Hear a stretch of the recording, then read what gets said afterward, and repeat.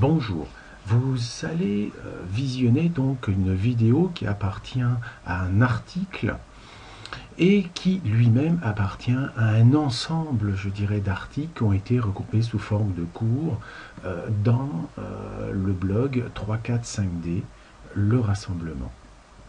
Donc vous savez que la démarche sur la voie de l'éveil demande d'aller fouiner un tout petit peu partout et nous sommes souvent perdus par rapport à tout cela devant cette masse énorme d'informations. Donc à ce titre, eh bien, sur ce blog, eh bien, vous aurez la possibilité de pouvoir, je dirais, aller à votre rythme en regardant par exemple quels sont les préalables au cours, le cours lui-même divisé en 12 chapitres, ainsi qu'avec les suppléments. Donc pour les autres parties, eh bien, vous aurez l'occasion de découvrir quand vous y viendrez. Donc n'hésitez pas, quand vous aurez visualisé cette vidéo, d'aller visiter le lien de l'article lui-même et ensuite, eh bien, ce sera à vous de faire votre propre chemin selon votre cœur. Merci, au revoir.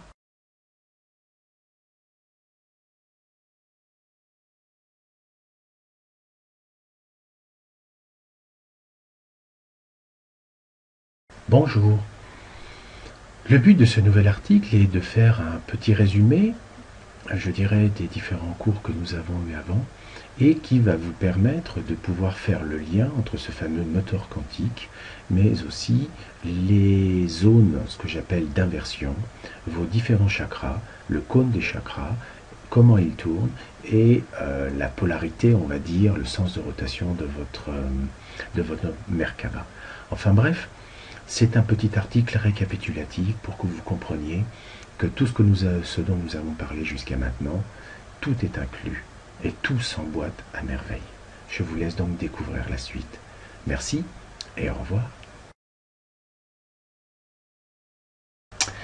Dans cette première planche que j'ai nommée la fusée corps-âme-esprit, eh bien, je vais vous montrer comment, à partir de la première poupée russe, que vous commencez maintenant, je pense, à connaître vraiment par cœur, où je vais placer, en fait, je dirais, les différents étages par rapport, en fait, à l'humain lui-même.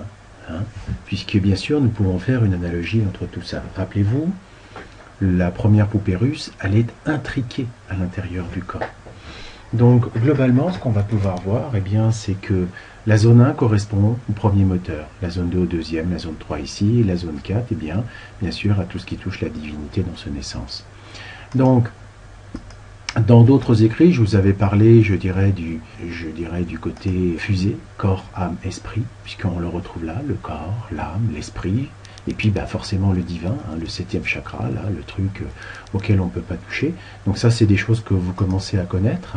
Et puis, au niveau des différentes commandes, que l'on a vues, qui étaient par rapport à l'ADN, par exemple, eh bien, on va voir qu'effectivement, ce qui touche le corps, touche l'allopathie, c'est-à-dire une information dense, une information qui est délivrée sous une forme, on va dire, chimique, ou biochimique, comme vous voulez, c'est-à-dire qu'on s'adresse directement aux molécules, mais dans la forme la plus dense. Donc normalement, un médicament est quelque chose qui, soi-disant, possède un principe actif, c'est-à-dire en fait une particule, une molécule qui contiendrait l'information dont notre corps manque pour pouvoir se rééquilibrer. Donc, on peut voir que cette première partie, qui correspond donc au moteur de la Terre, correspond aussi au double brin de l'ADN. Donc les scientifiques se coltinent uniquement ici. Ensuite, il est clair que dès que l'on passe au stade un petit peu au-dessus, eh bien là, ça va être un petit peu plus craignos pour les scientifiques, puisqu'on va parler d'homéopathie. Et l'homéopathie n'est plus une fonction de la quantité de molécules ou de choses qu'il y a, je dirais, dans le produit, mais de l'information qui a été communiquée. Donc, en effet, si nous prenons, je dirais, une goutte d'eau et qu'on la dilue 1000 fois, eh bien, cette goutte d'eau originale n'aura plus de présence en elle-même dans la solution finale. Pourtant, l'information y subsistera. Voilà pourquoi les scientifiques, ils tolèrent, entre guillemets, l'homéopathie, comme ils sont bien obligés de tolérer, on va dire, les médicaments placebo. Mais en fait, quelque part, ils disent il n'y a aucun critère, aucun fondement à ce que ça marche.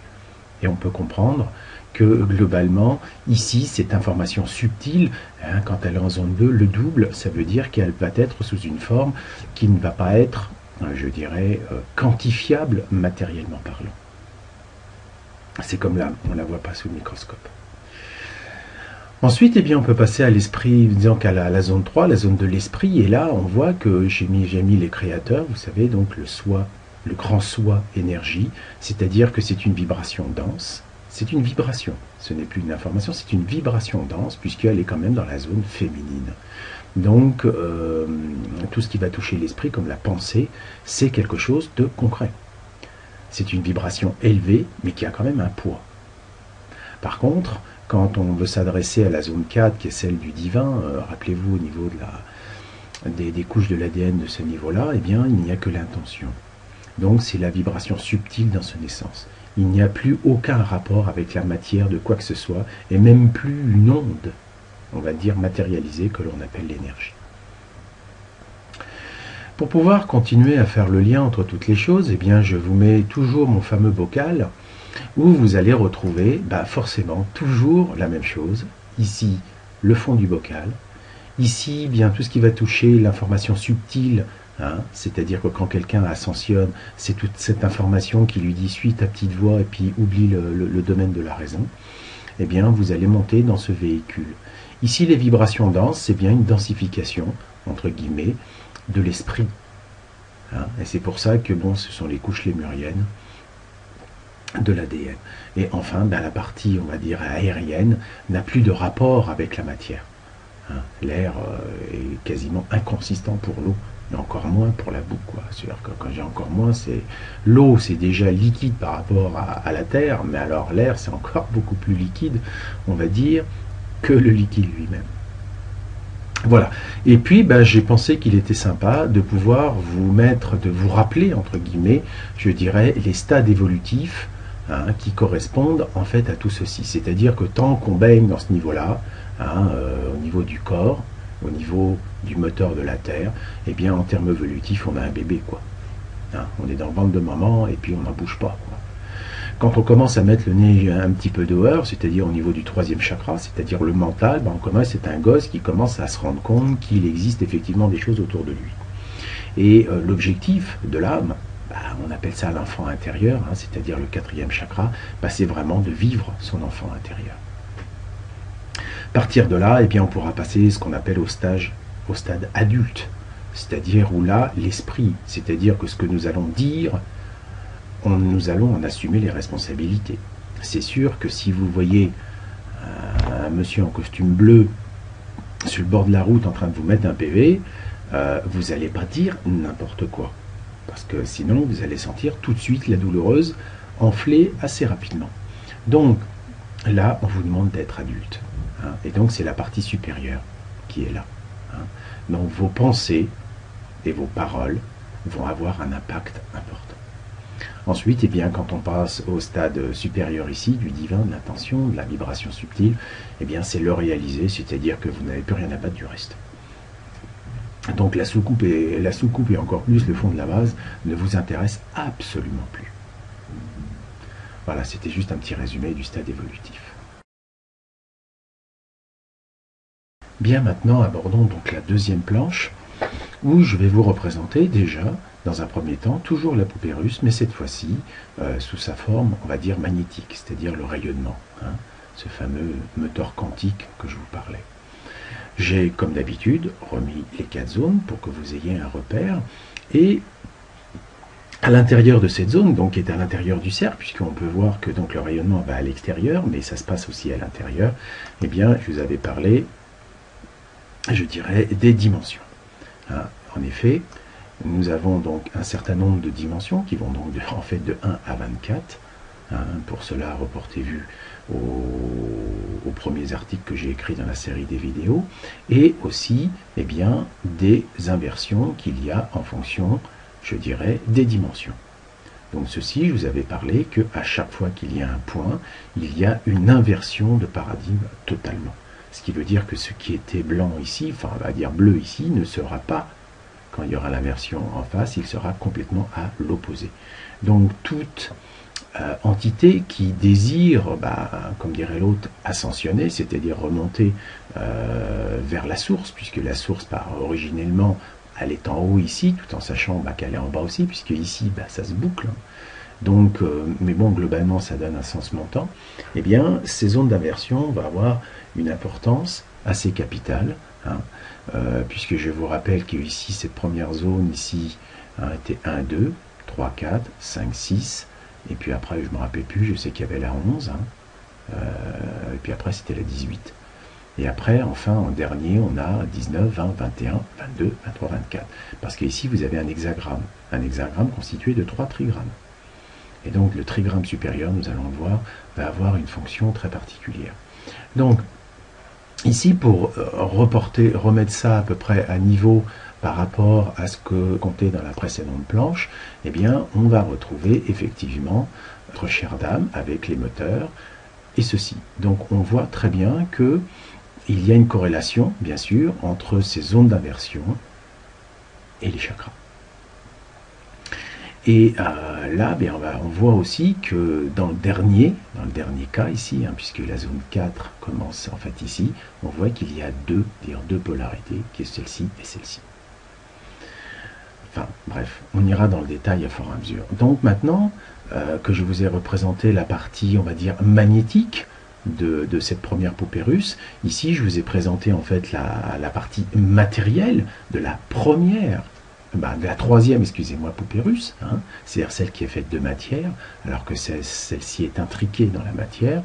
Eh bien, je peux maintenant, je dirais, le représenter à côté, c'est-à-dire qu'ici, on va avoir ce qu'on appelle votre véhicule de lumière, c'est-à-dire ce qui est à l'extérieur de votre corps physique, à l'intérieur du vortex ici, puisque ici, bien, ça va se mélanger et s'inverser, puisque je rappelle que ceci est un tore, c'est-à-dire un tore T-O-R-E, c'est-à-dire que c'est rond, vous savez, je vous l'avais présenté, et vous avez comme une pomme, en fait, c'est une pomme avec le vortex à l'intérieur.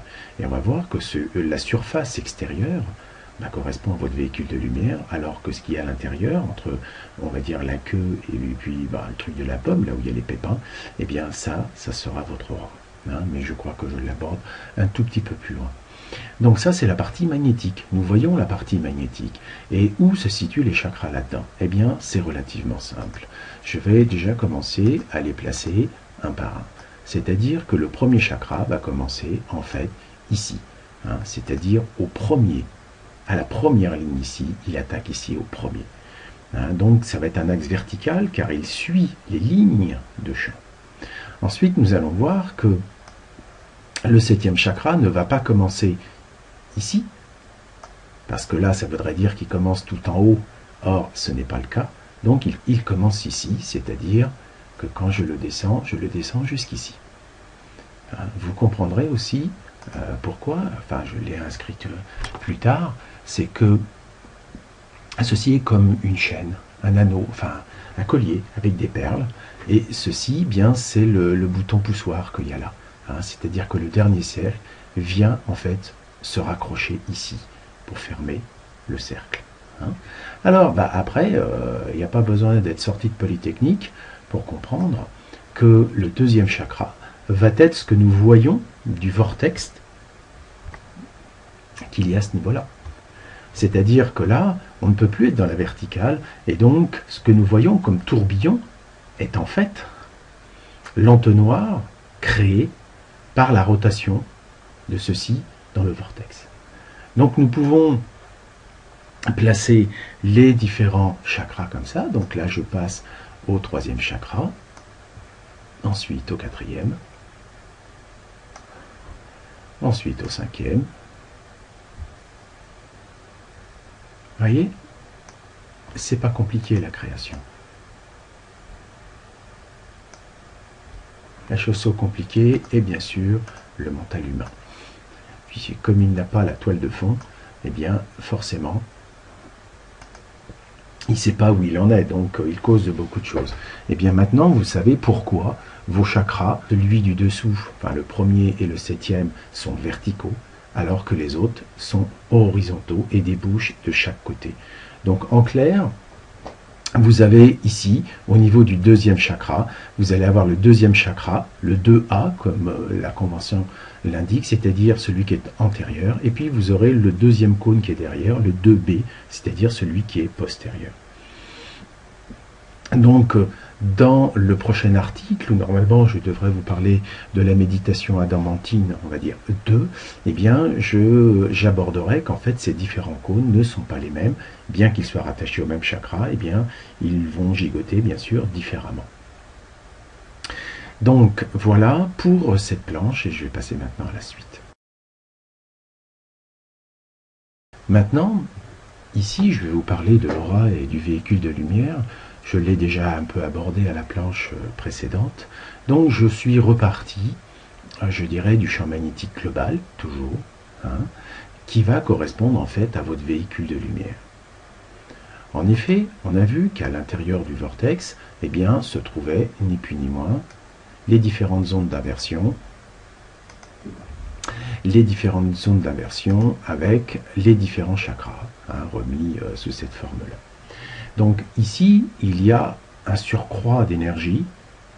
On va dire que toute l'énergie se concentre ici par rapport à l'extérieur. Et donc ceci, eh bien, va créer un champ magnétique très spécial qui va être véritablement palpable, matérialisable, sur lequel nous allons pouvoir travailler, comme les méridiens, etc., etc. Eh bien, ça s'appelle tout simplement l'aura. L'aura, c'est cette partie que j'ai mis donc en rose pointillé gras, c'est celle qui est la zone qui correspond à la zone centrale du vortex dans lequel votre corps évolue. Car, vous le savez tout comme moi, que en fait, nous ne sommes que vibrations qui se recoupent. Donc notre corps ne peut pas être là. Il ne peut être que à l'intersection de deux champs. Et donc je ne veux pas pour l'instant aller dans le détail de voir comment ceci se fabrique. C'est très simple. Mais bon, je pense que ce n'est pas l'objectif de cet article. Ensuite, eh bien, le véhicule de lumière lui-même est effectivement ces trucs extérieurs. Donc là, ceci, votre aura, est quelque chose qui colle véritablement à votre corps physique. Alors quand on vous dit que vous avez une aura qui fait 10 mètres, c'est sympa. Mais si elle fait 10 mètres, ça veut dire que votre véhicule de lumière, il fait 3 km. Donc pour bien comprendre, le préhumain moyen, entre guillemets, eh bien, au lieu d'avoir ces sphères ici, entre guillemets, qui soient très très rondes, vous savez, très immenses, eh bien en fait c'est comme un pneu qui est aplati. C'est-à-dire qu'ici il est dégonflé, parce qu'ici il n'y a pas de patate. Donc le préhumain roule quasiment en pneu dégonflé, et c'est pour ça que la Merkaba qu'il a en 3D, on l'appelle la Merkaba, c'est-à-dire que globalement, quand vous tendez les bras à l'horizontale, ça fait 50 cm, voire 1 mètre à partir du bout des doigts. Donc c'est à peu près le diamètre que vous avez quand vous tendez les bras de votre Merkaba. Il est évident qu'à ce niveau-là, vous ressemblez plus à un pneu dégonflé qu'à une soucoupe volante, c'est évident. Mais par contre, si vous augmentez effectivement votre vibration, c'est-à-dire que si votre vibration véritablement entre ce premier chakra et le 7e devient de plus en plus intense, eh bien vous permettez au moteur quantique de pouvoir développer plus de puissance. Et plus il développe de puissance, plus bien sûr votre aura va effectivement devenir de plus en plus sphérique, mais aussi les lignes de champ ici seront tellement puissantes que le minima auquel vous atteindrez sera au moins 8 mètres. Ça sera le minima. Mais elle peut bien sûr être encore plus grande que ça. Tout dépend, je dirais, de la non-résistance qu'il va y avoir ici. En effet, plus vous résistez, c'est-à-dire que si par exemple au niveau de ce deuxième chakra, votre sexualité n'est pas épanouie ou ce genre de choses, c'est un blocage. Donc il y aura moins de jus qui passera. Si au niveau du plexus solaire ici, vous êtes complètement bloqué émotionnellement parce que ça va bloquer encore plus fort. Si au niveau du cœur, vous faites la gueule et vous aimez pas, c'est sûr que ça va pas être terrible. Si en plus au niveau de la gorge, vous racontez que des conneries et puis la seule chose que vous puissiez faire c'est attaquer ou agresser les autres verbalement, on va pas aller loin. Alors je vous dis pas quand littéralement ici à ce niveau-là, vous pensez que négatif et vous voyez la vie en noir. Donc quand on dit ouvrir ces chakras, c'est effectivement ouvrir les robinets afin qu'il y ait de plus en plus d'énergie qui passe. Donc il faut commencer par le commencement. C'est-à-dire débloquer, lâcher tout ce que vous pouvez lâcher, qui va permettre à chaque, on va dire, cône du chakra d'être de plus en plus ouvert. Donc dans mon cours, dans mon cours de chakra, que j'avais fait relativement à la va-vite et que j'ai jamais pu terminer, pour cause de balade en France, eh bien, vous avez en fait différents cônes qui sont de plus en plus grands. En règle générale, quand vous vous incarnez sur Terre, la chose à minima est de 30%. C'est-à-dire que c'est seulement le premier cône, puisque vous avez des ouvertures à 30, 60 et 90 degrés, eh bien le premier cône est ouvert, parce que sinon vous seriez mort, et ce premier cône, c'est quasiment le cône de la dualité. C'est-à-dire que grosso modo, vous voyez tout en noir et en blanc. Le jour où vous élargissez votre vision, on peut dire au niveau des différents cônes, vous commencerez à voir la couleur. Vous serez dans le deuxième cône de la couleur. C'est-à-dire que là, vous commencerez à pouvoir être capable de vous balader dans certaines dimensions. Ensuite, si votre cône s'ouvre complètement, vous serez donc à 90 degrés, c'est-à-dire en fait complètement ouvert à ce niveau-là, mais au niveau aussi des autres chakras, eh bien vous serez, je dirais, dans le son, c'est-à-dire le pouvoir créateur. Donc j'y reviendrai là aussi, je pense, dans un autre article, un autre jour.